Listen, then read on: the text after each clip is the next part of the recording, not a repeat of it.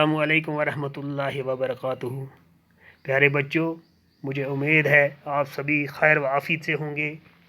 پیارے بچوں، آج کی کلاس میں ہم سبق انصاف یعنی جو ہمارا ٹاپک تھا وہ انصاف تھا۔ پہلی والی کلاس میں ہم نے یہاں تک پڑھا تھا۔ اگر مجھے امید ہے آپ کو یہاں تک سمجھ آ گیا ہوگا۔ میں نے آپ کو بتایا تھا یہ الفاظ یعنی ریاکاری کس سے کہتے ہیں۔ ریاکاری پیارے بچوں مکاری کو، فریب کو کہتے ہیں، نخوت گمڑ کو کہتے ہیں، یا آپ کی یاد دہانی کے لیے میں اس کو پھر دوہرا رہا ہوں۔ تکبر غرور کو کہتے ہیں، ذلت رسوائی کو کہتے ہیں، باز پرس جواب دہی کو کہتے ہیں۔ تو ہم نے اس میں پڑھا تھا کہ آج سے تقریباً جو 1400 سال پہلے جو عرب کی جو حالات تھے وہ بہت ہی ناخوشگوار تھے، یعنی وہاں پہ بے حیائی، عیاشی، ہر طرف ان پڑھ لوگ تھے، تو وہ معمولی سی باتوں پہ آپس میں لڑ پڑتے تھے، ایک دوسرے سے بدلہ لینے کا جذبہ عام تھا۔ تو جب وہ جو آپس میں جب جھگڑا کرتے تھے، جو لڑائیاں تھیں وہ کافی عمر یعنی نسل در نسل جاری رہتی تھی۔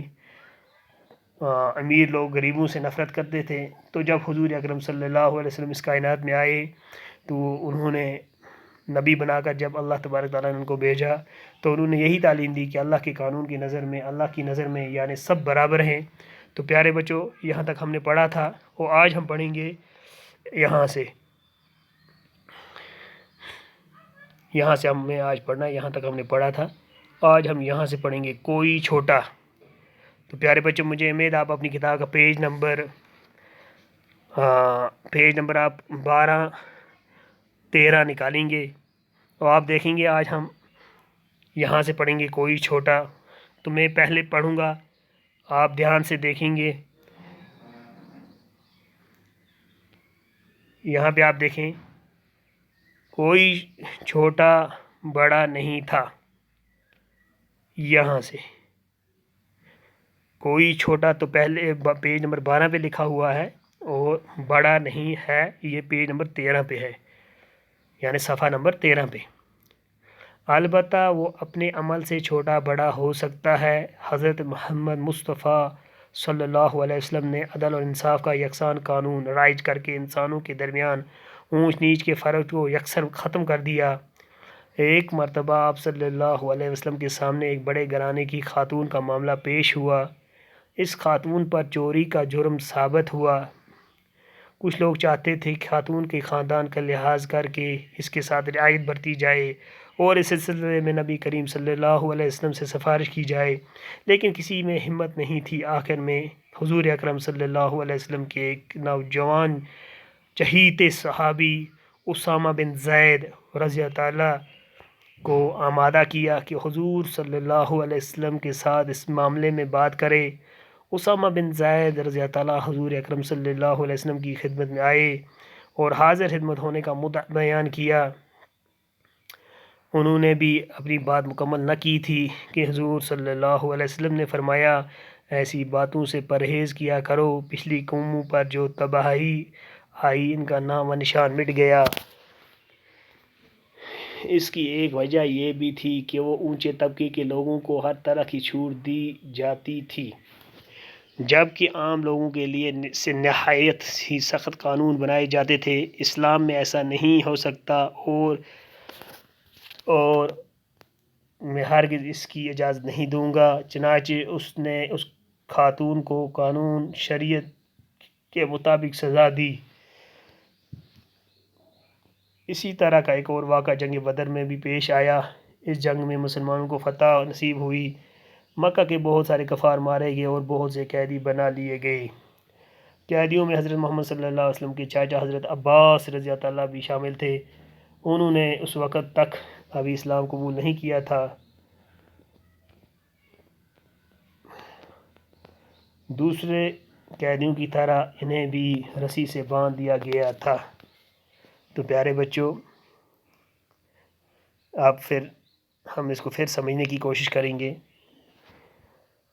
کوئی چھوٹا بڑا نہیں تھا، یعنی اللہ کی نظر میں نہ کوئی چھوٹا ہے نہ کوئی بڑا ہے، البتہ اپنے عمل سے انسان چھوٹا بڑا ہو سکتا ہے، یعنی اگر کوئی اللہ سے کی طرف زیادہ رجوع ہوگا، اللہ کے احکام اپنی زندگی کے اندر لائے گا، ہر وہ عمل، ہر وہ حکم اللہ کا اور حضور اکرم صلی اللہ علیہ وسلم کا سنت اپنی زندگی کے اندر لائے گا، تو غرض وہی ہے جو اللہ سے زیادہ رجوع کرے وہ اللہ کا زیادہ چہیتا بھی ہوتا ہے۔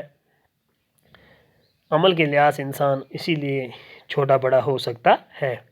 تو حضرت محمد صلی اللہ علیہ وسلم نے عدل اور انصاف کا یکساں انصاف کا یکساں قانون رائج کر کے انسانوں کے درمیان اونچ نیچ کے فرق کو یکسر ختم کر دیا، یعنی حضرت محمد صلی اللہ علیہ وسلم نے ایسا قانون اللہ کا لایا جس میں یہی حکم تھا کہ ہر ایک انسان اللہ کی نظر میں برابر ہے، اور آپس میں اونچ نیچ، کوئی بڑے خاندان کا کوئی غریب خاندان کا، اس میں کوئی فرق نہیں ہے۔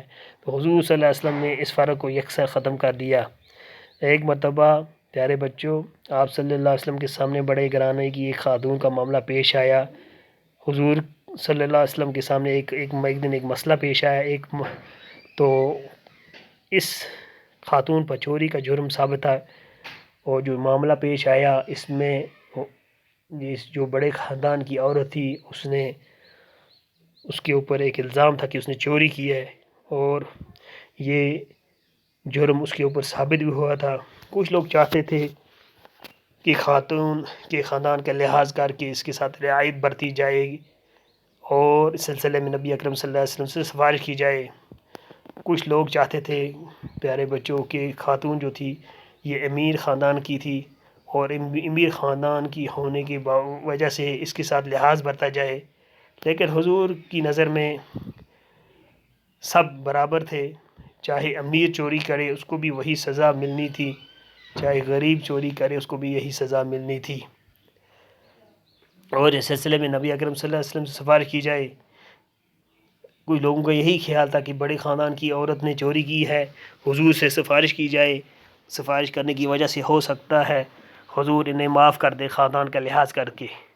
تو پیارے بچوں، آپ دیکھیں حضور کی دلیری، حضور صلی اللہ علیہ وسلم نے، لیکن ایسی کسی کے اندر یہ جرت نہیں تھی کہ حضور کے سامنے وہ یہ ہمت لائے اور کہے کہ امیر خاندان کی عورت ہے، اس کے ساتھ رعایت برتی جائے۔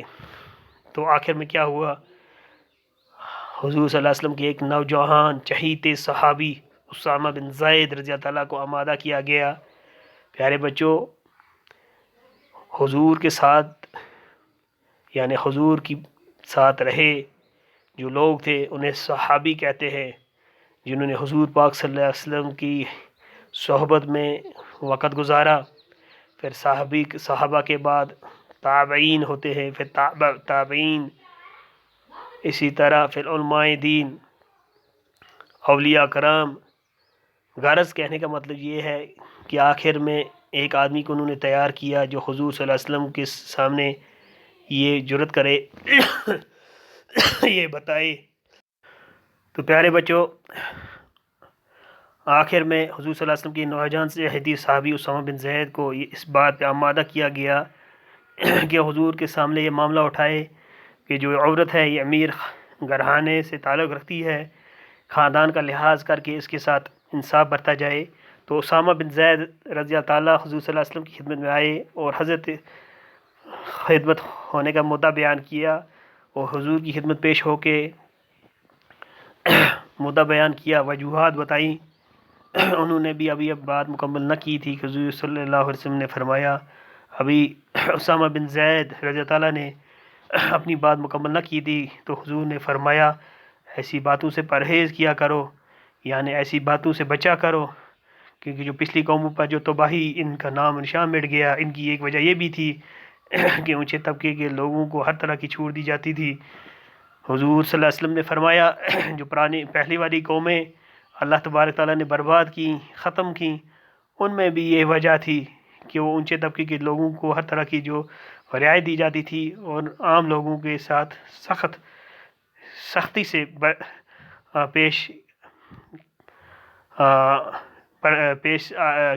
پیش کیا جاتا تھا، یعنی ان کے ساتھ نہایت ہی سختی سے پیش ہو جاتا، یعنی ان کے ساتھ سختی سے ان کے ساتھ پیش ہوا جاتا تھا۔ تو پیارے بچوں، اسلام میں ایسا نہیں ہو سکتا کہ ہرگز اس کی اجازت نہیں دوں گا، چنانچہ ان کو شریعت قانون کے مطابق سزا دی گئی۔ چنانچہ جو عورت تھی تو اس عورت کو قانون کے مطابق قانون کیا تھا؟ شریعت تھی، شریعت کے مطابق اس کو سزا دی گئی۔